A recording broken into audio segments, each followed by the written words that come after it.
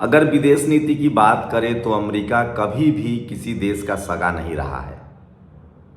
Israel की भी लगभग यही हालत है। भारत के प्रधानमंत्री इजराइल दौरे पर हैं। इसका क्या है साइड इफेक्ट? पूरी दुनिया को पता है कि अमेरिका ईरान पर हमले की तैयारी कर रहा है। लगभग सारी तैयारी, जो इसके जानकार है प्रकाश रे, वो बता रहे हैं कि फरवरी से मार्च के बीच में ईरान पर हमला हो सकता है। यहाँ तक कि शीतल पी सिंह ने तो बाकायदा लिख कर बताया है कि किस तरह की तैयारी में अमेरिका और हमले की बड़ी प्लानिंग की जा रही है। ऐसे समय में सबको पता है कि फिलिस्तीन पर हमला इजराइल ने किया। ऐसे दौर में सबको पता है कि इजराइल जो है वो ईरान पर हमला चाहता है, क्योंकि ईरान वो आखिरी कड़ी है मुस्लिम देशों में जिस पर अमेरिका का जोर नहीं है, इजराइल का जोर नहीं है। दरअसल मिडिल ईस्ट पर अगर आपको कब्ज़ा करना है तो आपको ईरान पर कब्ज़ा करना होगा। तो क्या है ईरान पर हमले की तैयारी, और क्या भारत की विदेश नीति कभी भी इजराइल के साथ रही है या इजराइल के खिलाफ रही है? नमस्कार, मैं शंभू कुमार सिंह और आप देख रहे हैं नेशनल दस्तक। भारत के प्रधानमंत्री इजराइल पहुंचे हैं। वो इजराइल दौरे पर हैं, लेकिन इजराइल एक ऐसा देश है जिसको बेंजामिन नेतन्याहू जो प्रधानमंत्री हैं उस पर इंटरनेशनल कोर्ट में जेनोसाइड का केस चला है। वो दुनिया के बहुत सारे देशों में नहीं जा सकते हैं क्योंकि उनको गिरफ्तार कर लिया जाएगा। लेकिन सोचिए, भारत की विदेश नीति के लिहाज से बात करें तो ये भारत के प्रधानमंत्री का दूसरा दौरा है। सवाल है कि ये दूसरा दौरा क्यों? इसलिए राहुल गांधी ने आज भी कहा है कि वो कंप्रोमाइज्ड पीएम है। अडानी के खिलाफ चूंकि अमेरिका में केस चल रहा है, एप्स्टीन फाइल में हरदीप पुरी के नाम सामने आ चुके हैं, इसलिए प्रधानमंत्री की कुछ तो मजबूरी है। एप्स्टीन फाइल में अनिल अंबानी के भी नाम आ चुके हैं। उसमें यह भी लिखा गया है कि प्रधानमंत्री नरेंद्र मोदी इजराइल के प्रधानमंत्री से मिलने गए थे ताकि ट्रंप को खुश किया जा सके। तो क्या ट्रंप की चाबी जो है वो इजराइल के प्रधानमंत्री बेंजामिन नेतन्याहू के पास है? जानकार बताते हैं कि एप्स्टीन जो था वो यहूदी था और वो इजराइल के इशारे पर काम करता था, और उसी के प्लानिंग के तहत उसने दुनिया के तमाम अमीर, चाहे वो नेता हो, अभिनेता हो, चाहे वो रसूखदार हो, सबको उसने एप्स्टीन फाइल में वीडियो और सारे डॉक्यूमेंट्स कैद कर रखा है।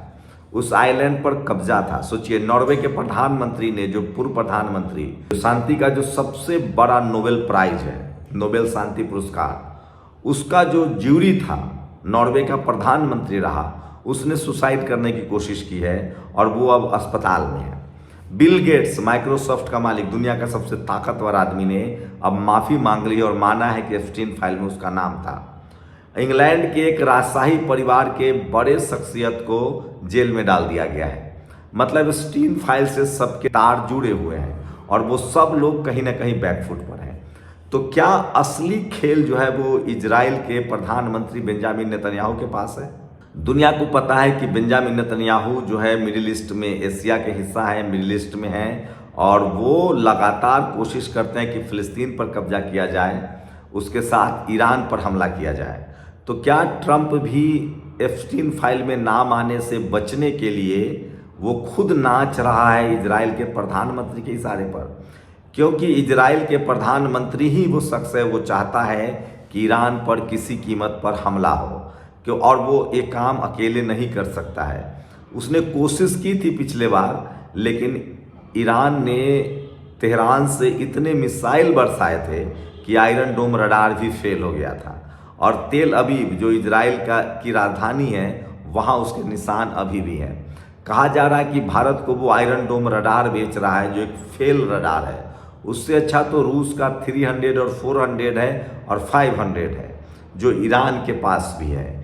इसीलिए F-22 एक ऐसा फाइटर प्लेन है जिसको अमेरिका तैनात कर रहा है, जो तमाम ये जो वायु रक्षा प्रणाली उसको ध्वस्त करता है। ऐसे में ये भी कहा जा रहा है कि आयरन डोम रडार का जो सौदा है, वो उसका जो सॉफ्टवेयर है वो भी नहीं देगा इजराइल। हमें बार बार उसको अपडेट करने के लिए इजराइल पर निर्भर रहना पड़ेगा। आयरन डोम रडार ऐसे ही फेलियर है। प्रधानमंत्री के अमेरिका डील को लेकर आज फिर राहुल गांधी ने कहा कि जैसे ही मैंने संसद में ये सवाल पूछा उसी दिन प्रधानमंत्री ने अमेरिका को फ़ोन किया और कहा कि मैं इस डील के लिए तैयार हूँ। इसी बीच सोचिए, लगातार अमेरिकी राष्ट्रपति डोनाल्ड ट्रंप प्रधानमंत्री नरेंद्र मोदी को धमकी दे रहे हैं, कह रहे हैं कि अगर वो मुंह खोल देंगे तो उनका करियर खराब हो जाएगा। और इसीलिए कांग्रेस प्रदर्शन कर रही है कॉम्प्रोमाइज्ड पीएम के तौर पर, जिसकी वजह से एआई में जो प्रदर्शन हुआ था, यूथ कांग्रेस के अध्यक्ष जो है चीफ, उसको अरेस्ट किया गया, कई और कार्यकर्ता अरेस्ट हैं। प्रधानमंत्री इजराइल के दौरे पर है। इजराइल की बात करें तो इजराइल कभी भी भारत का भरोसेमंद नहीं रहा है। ईरान हमेशा से भारत का भरोसेमंद देश रहा है। बिजनेस के हिसाब से बात करें तो जो ट्रेड डील है उसमें हमें अमेरिका से सिर्फ सामान खरीदना है। बिजनेस की बात करें तो इजराइल से हमें सिर्फ सामान खरीदना है, जबकि मिडिल ईस्ट के साथ, मुस्लिम देशों के साथ हम सामान निर्यात करते थे, चाहे वो पानी हो, खाने पीने की चीज़ हो, और बदले में हम तेल लेते थे। तेल लेने की बात करें तो हम रूस से तेल लेते थे। रूस हमारा सबसे वैश्विक ग्लोबल स्तर पर सबसे बड़ा पार्टनर है। रूस हमेशा हमारे साथ खड़ा रहा है और रूस जो है वो अमेरिका के पैरेलल भी खड़ा है। ऐसे में इजराइल जो है और उसकी रूस से बनती नहीं है, क्योंकि जैसे रूस जो है वो यूक्रेन युद्ध में फंसा हुआ है और यूक्रेन की मदद इजराइल कर रहा है, अमेरिका कर रहा है, उसी तरह से रूस और चीन जो है वो लगातार ईरान की मदद कर रहे हैं। ऐसे में ये युद्ध इतना आसान नहीं होगा जितना अमेरिका समझ रहा है, लेकिन भारत को इसके साइड इफेक्ट जरूर झेलने पड़ेंगे। ये तो तय है कि प्रधानमंत्री ने जो डील की है, अमेरिका से जो डील हुआ है, वो फायदेमंद नहीं दिखता है। इजराइल के साथ भरोसा नहीं किया जा सकता है।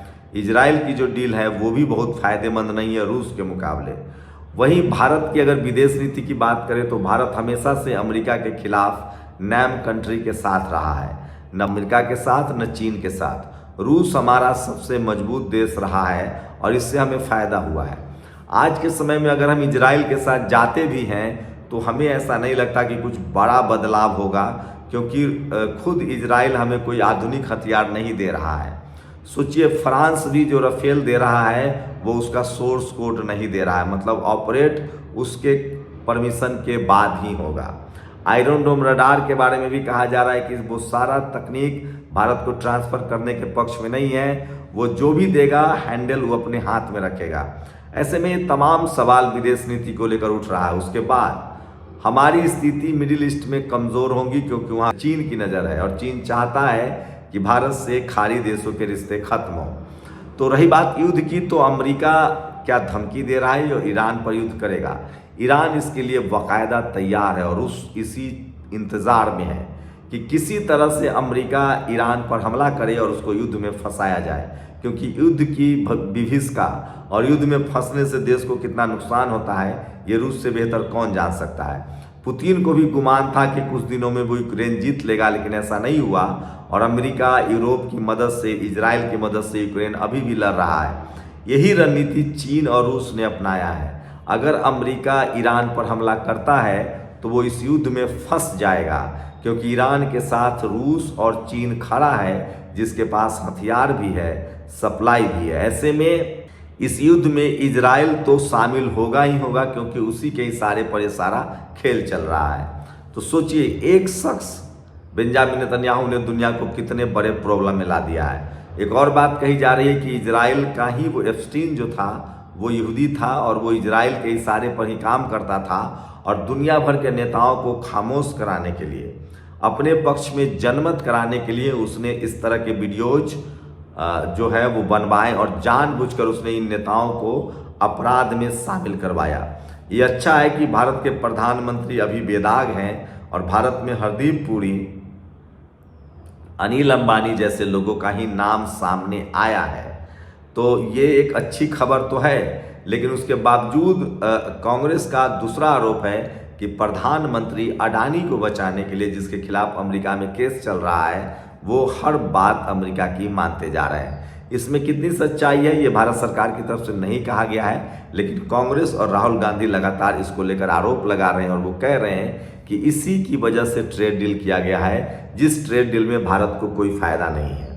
तो इजराइल के दौरे से भारत के प्रधानमंत्री को क्या हासिल होगा ये तो वक्त बताएगा, लेकिन एक काम जरूर हुआ है कि जो टीवी अखबार में जो रात दिन विश्व गुरु वाली बात हो रही थी वो धीरे धीरे कम रहा है। तो टीवी अखबार पर लोगों को ऐसे ही भरोसा नहीं है और प्रधानमंत्री का वो वैश्विक दौरा जो जिस तरह से कवरेज किया जाता था वो भी थोड़ा रुका है। अगर भरोसे के लिहाज से बात करें तो अमेरिका कभी भारत का भरोसेमंद नहीं रहा है और वो अभी भी भारत से टैरिफ ले रहा है। आप लोग की क्या प्रतिक्रिया, क्या भारत के प्रधानमंत्री का इजराइल के साथ जाना ज़्यादा सही है या रूस के साथ बने रहना चाहिए था और खाड़ी देशों के साथ बने रहना चाहिए था, ईरान के साथ बने रहना चाहिए था? और क्या अमेरिका पर भरोसा कर सकते हैं और क्या ईरान पर हमला करके अमेरिका बच जाएगा? ये बड़ा सवाल है। शुक्रिया। दस्तक की आपसे गुजारिश है कि अगर इसको बचाना चाहते हैं तो नेशनल दस्तक को सब्सक्राइब करने के लिए रेड कलर के सब्सक्राइब बटन को दबाएं, फिर बेल आइकन की घंटी दबाएं। नेशनल दस्तक को बचाने के लिए बहुत ज़रूरी है कि हर खबर को शेयर करें, लाइक करें, कमेंट जरूर करें।